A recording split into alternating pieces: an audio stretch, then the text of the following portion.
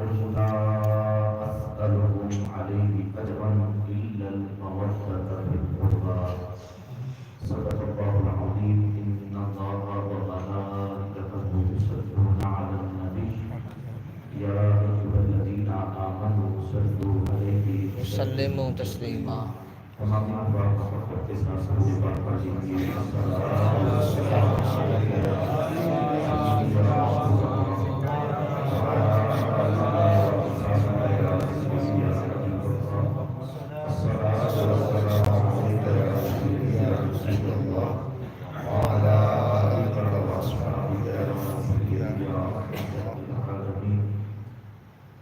تمام حمد و ثنا تعریف و توصیف اللہ مجدہ الکریم کی جلال و علا برکات کے لیے جو خالق کائنات بھی ہے اور مالک شہنشاہ بھی اللہ جل وعلا کی حمد و ثنا کے بعد حضور نبی اکرم شفیع امم رسول محتشم صلی اللہ علیہ وسلم کی بارگاہ میں ہدیہ درود و سلام پیش کرنے کے بعد برادران اسلام السلام علیکم ورحمۃ اللہ وبرکاتہ۔ کہ جو آئے مبارکہ میں نے تلاوت کی اس کا پس منظر کچھ اس طرح سے ہے کہ جب حضور علیہ السلام مکہ سے مدینہ تشریف لے کر آئے تو جو ادھر جو قافلے دور و دراز سے حضور کی بارگاہ میں حاضر ہوتے ہیں۔ اب حضور علیہ السلام تمام اخلاق کا مجموعہ ہے، جتنے بھی عمدہ و صاف ہیں وہ تمام حضور کے اندر جمع ہے۔ ہمارے گھر میں مہمان آ رہے ہیں، حاجی صاحب نے محفل کا اہتمام کیا، اب آپ تشریف لے کر آئے ہیں، انہوں نے آپ کے لیے یہ دیکھو خوبصورت انتظام کیا، اچھی چادر بھی بچھائی، اے سی کا بھی، آپ کے لیے لنگر شیخ کا بھی اہتمام۔ یہ میزبان ہیں، یہ مہمانوں کی میزبانی کر رہے ہیں۔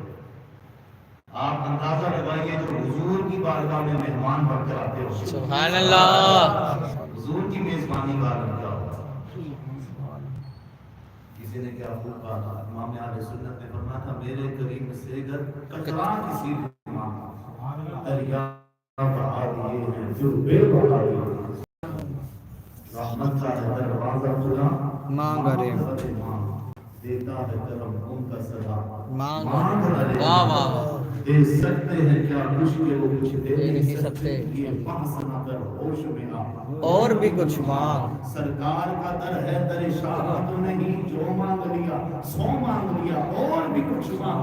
جولی ہی میری تنگ تھی کہ میں مانگتا ان سے، وہ تو کہتے ہی رہا ہے مانگ ذرا اور بھی کچھ۔ اب حضور علیہ السلام مہمان بازی اتنے خوبصورت اہتمام کے ساتھ فرماتے ہیں۔ صحابہ جن کی تربیت حضور نے فرمائی ہے، اب ان کے دل میں یہ بات آئی کہ دور دراز سے حضور کی بارگاہ میں جو وفد کے وفد آتے ہیں، اب یہ حضور علیہ السلام کی بارگاہ میں حاضر ہوتے ہیں، حضور ضیافت کا اہتمام کرتے ہیں، تو اتنا سارے معاملات کیسے چلے گئے؟ وہ سارے صحابہ نے آپس میں مشاورت کی اور کچھ رقم اکٹھی کر کے حضور کی بارگاہ میں پیش کی کہ حضور ہماری طرف سے قبول فرمائیں۔ حضور علیہ السلام نے ارشاد فرمایا لا اسألکم علیہ اجرا، یہ جو میں دین کی خدمت کر رہا ہوں میں اس کے اوپر تم سے کچھ اجر نہیں مانگتا، الا المودۃ فی القربى، ہاں اگر کچھ مجھے دینا چاہو تو میری آل کا پیار مجھے دو، سبحان اللہ، حسنین کا پیار دے دو، حسن کی محبت دے دو، حسین سے الفت دے دو۔ اب میں آپ کو یہ بھی بتاتا چلوں کہ اس آیت مبارکہ کے اندر اہل بیت کی محبت کا حکم دیا جا رہا ہے کہ اہل بیت کے ساتھ محبت کرو۔ سوال یہ پیدا ہوتا ہے کہ حسن و حسین وہ شخصیت جن سے مصطفیٰ پیار کرتا ہے، اہل بیت اطہار وہ نفوس قدسیہ جن سے خود رب ذوالجلال پیار کرتا ہے، سبحان اللہ، جن سے پیار کرنے والوں کی فہرست بنائی جائے تو سب سے پہلے رب ذوالجلال جو اہل بیت سے محبت فرماتا ہے، امام الانبیاء صلی اللہ تعالیٰ علیہ وسلم اہل بیت سے محبت فرماتے ہیں، تمام فرشتے اہل بیت سے محبت فرماتے ہیں، بے شک حضور کے اصحاب اہل بیت اطہار سے محبت فرماتے ہیں۔ سبحان اور اللہ محبت کا معیار آپ سمجھتے ہیں کہ ابو ہریرہ رضی اللہ تعالیٰ عنہ کا لباس ہو اور حسنین کریمین کے پاؤں میں گرد لگے تو حضرت ابو ہریرہ رضی اللہ تعالیٰ عنہ کسی کپڑے کا بندوبست نہیں کرتے کہ دیکھو تو صحیح کوئی کپڑا ملے میں ان کے پاؤں کو صاف کروں۔ آپ فرماتے ہیں کہ جنازے میں جا رہے تھے، میں نے دیکھا کہ ان کے شہزادوں کے پاؤں پر مٹی لگی ہے، تو حضرت ابو ہریرہ نے ایسے اپنا لباس جو زیب تن کیا ہوا تھا فرمایا کہ وہ جو کپڑا پہن رکھا تھا آپ نے اسی کپڑے کے ساتھ، یہ دستیاں بڑی عزت والی ہوتی ہے، یہ لباس بھی بڑی عزت والا ہوتا ہے۔ جناب میں آیا ہوں کسی جگہ پر تو اچھا لباس پہن کر آیا ہوں، جنازے میں جا رہے تھے حضرت ابو ہریرہ، جب شہزادے کے قدموں پر گرد لگی نا تو حضرت ابو ہریرہ نے کسی کپڑے کا بندوبست نہیں، اپنے لباس کے ساتھ حسنین کریمین کے پاؤں کو صاف کیا۔ سبحان اللہ یہ محبت کا معیار ہے، اس طرح سے محبت۔ اور پھر ہمیں کہا جا رہا ہے کہ ہم بھی محبت کریں۔ یہ جو محبت کی جگہ ہے نا یہ بڑی وسیع ہے۔ حسنین کریمین سیدہ فاطمہ علی المرتضیٰ یہ حضور کا پاکیزہ گھرانہ واللہ ہماری محبت کا محتاج نہیں ہے۔ میں نے کہا کہ جن سے محبت کرنے والا خود رب ذوالجلال ہے، حضور جن سے محبت فرماتے ہیں۔ ہم نے جو اس وجہ سے کہا ہے کہ اگر ان سے محبت کرو گے وَمَنْ أَحَبَّهُمَا فِي الْجَنَّةِ، فرمایا یہ تو جنتی ہیں ہی ہیں، جو ان سے محبت کرنے والا ہوگا وہ بھی جنتی ہو جائے گا۔ سبحان اللہ اگر جنتیوں کی فہرست کے اندر اپنا نام لکھوانا چاہتے ہیں، اگر جنتی ہونا چاہتے ہیں تو سیدھا سادہ راستہ یہ ہے کہ حضور کی اہل بیت اطہار سے محبت کرو، وہ جنتی ہیں تم بھی جنتی ہو جاؤ۔ سبحان اللہ سبحان اللہ۔ میں عرض کر رہا تھا کہ محبت کا معیار، ایک مثال میں نے حضرت ابو ہریرہ کی،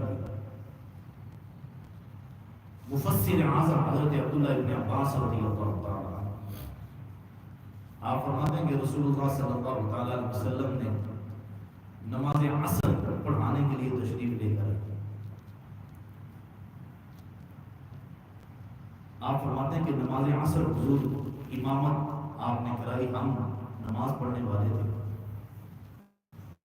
صحابہ مقتدی ہیں، حضور مقتدی ہیں، حضور امام ہیں، صحابہ جو ہیں مقتدی، وہ آپ کی ابتداء کے اندر نماز عصر پڑھ رہے ہیں۔ سبحان اللہ ایک رکعت ہوئی، دوسری رکعت پڑھی، تیسری رکعت پڑھی، چوتھی رکعت کے سجدے میں تھے حضور علیہ السلام، اسی سجدے کے عالم میں حسنین کریمین تشریف لے آئے۔ اب یہ حیت، یہ صورت، یہ شکل، یہ وہ تھی جو گھر میں حضور سواری بنتے تھے تو حسن و حسین سوار ہو جاتے تھے، اور اسی صورت کو جب جناب عمر دیکھتے تھے تو وہ کہتے تھے اے شہزادو تمہاری سواری کتنی خوبصورت ہے، تو حضور فرماتے تھے کہ عمر سواری نظر آ رہی ہے، سوار نہیں نظر آ رہے۔ اگر سواری خوب ہے تو سوار بھی بڑے خوب ہیں۔ تو وہی صورت جو گھر میں ہوا کرتی تھی تو حسنین حضور کی پشت پر آ جاتے تھے۔ حضور علیہ السلام نماز عصر قرآن مجید کے دوسرے پارے میں آیا حافظوا علی الصلوات والصلاۃ الوسطی، ساری نمازوں کی حفاظت کرنی چاہیے لیکن نماز عصر کی خاص طور پر حافظوا علی الصلوات والصلاۃ الوسطی، جو درمیانی نماز ہے نا اس کی خاص طور پر حفاظت کی جائے۔ اب حضور علیہ السلام نماز عصر کی چوتھی رکعت کے سجدے کے اندر حسنین کریمین تشریف لے، اب سیدھا حضور کی پشت انور کے اوپر سوار، امام حسن اور امام حسین دونوں شہزادے، حضور علیہ السلام نے اپنے سجدے کو لمبا، سجدے کو ٹول دیا۔ یہاں پر عرض کرنا چاہتا ہوں کہ حضور علیہ السلام نماز پڑھ رہے تھے، اللہ کی نماز شروع کی اللہ کی رضا کے لیے، قیام کیا اللہ کی رضا کے لیے، رکوع کیا اللہ کی رضا کے لیے، سجدہ کیا اللہ کی رضا کے لیے۔ یہاں پر سوال اٹھتا ہے کہ سجدے کو لمبا کیا تو کس کے لیے کیا؟ سجدے کو لمبا کیا تو کس کے لیے کیا؟ بظاہر یہ صورتحال یہ نظر آ رہی ہے کہ سجدہ حسن و حسین کے لیے لمبا کیا، اور کیا بھی ان شہزادوں کے لیے۔ لیکن ایک مقام پر حضور علیہ السلام کا فرمان عالیشان ہے، فرمایا کہ حسنین کی محبت، حسن و حسین کی محبت حقیقت میں یہ اللہ کی محبت ہے۔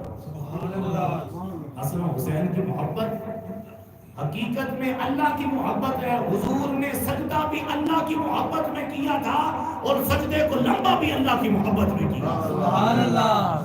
کیونکہ بظاہر حسن و حسین سے پشت کے اوپر، لیکن حسن و حسین کی محبت کے اندر اللہ کی محبت پوشیدہ تھا۔ تو میں عرض کر رہا ہوں کہ یہ حضور علیہ السلام محبت، یہ محبت کا معیار دیکھیے۔ حضور علیہ السلام نے جب نماز مکمل کی، شہزادوں کو سامنے کیا،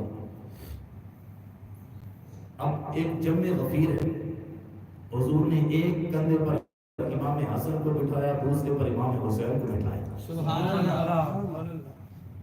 یہ نہیں کہ دوسرے جو صحابہ چلے گئے تو چلو ٹھیک ہے، حسن اب تم بھی آ جاؤ، حسین اب تم بھی آ جاؤ، نہیں۔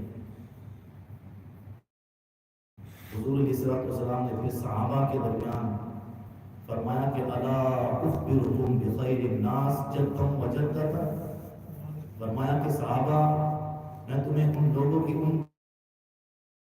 ان کے بارے میں نہ بتاؤں کہ جن کے نانا تمام لوگوں کے نانا سے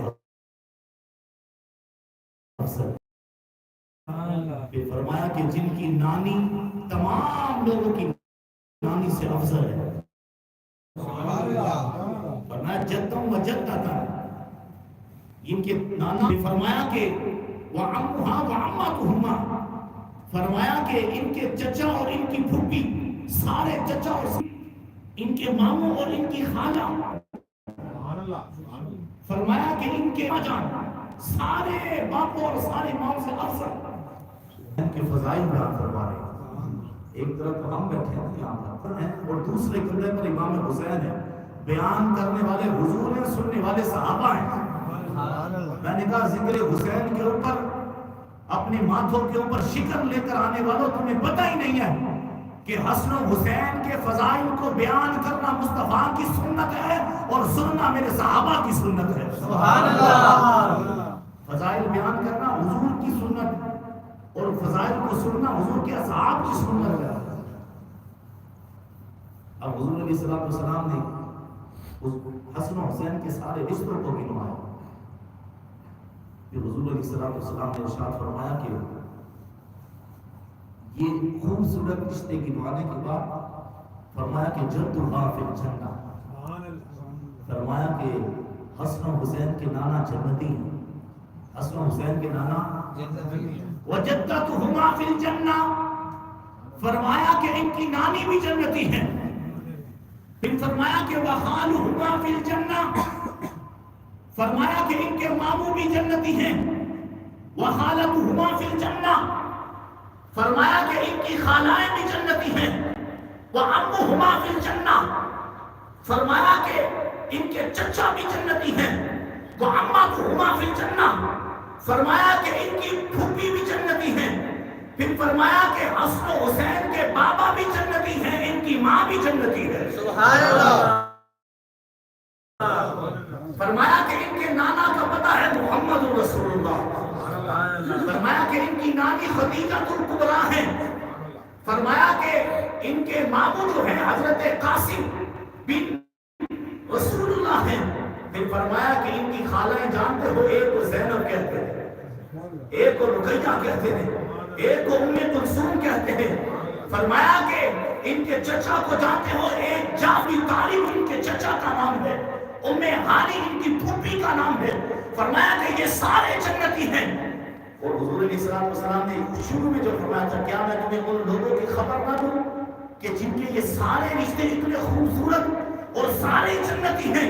حضور علیہ السلام نے ان لوگوں کے متعلق بتایا, فرمایا کہ صحابہ سن لو, ہم الحسن والحسین, ان سارے جن کے رشتے گنوائے گئے ہیں ان میں سے ایک کو حسن کہتے ہیں, دوسرے کو حسین کہتے ہیں. پھر حضور علیہ السلام نے فرمایا کہ ان سے جڑنے والے سارے رشتے جنتی ہیں. ہما فی الجنہ, لوگوں گواہ ہو جاؤ میرا حسن بھی جنتی ہے, میرا حسین بھی. سبحان اللہ. خالی جنتی نہیں, فرمایا الحسن والحسین سیدہ شباب اہل الجنہ, فرمایا کہ حسن و حسین جنتی نوجوانوں کے سردار بھی ہیں. یہ خالی جنتی نہیں ہے, جنتی نوجوانوں کے سردار بھی ہیں.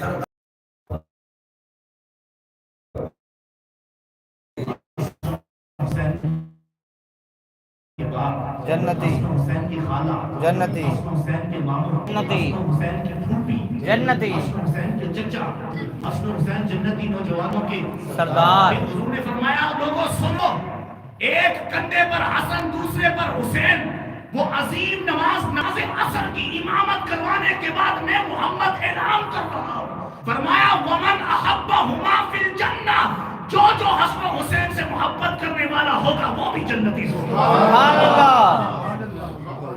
جو حسن حسین سے محبت کرنے والا ہے وہ بھی جنتی ہوگا. جنتی ہوگا.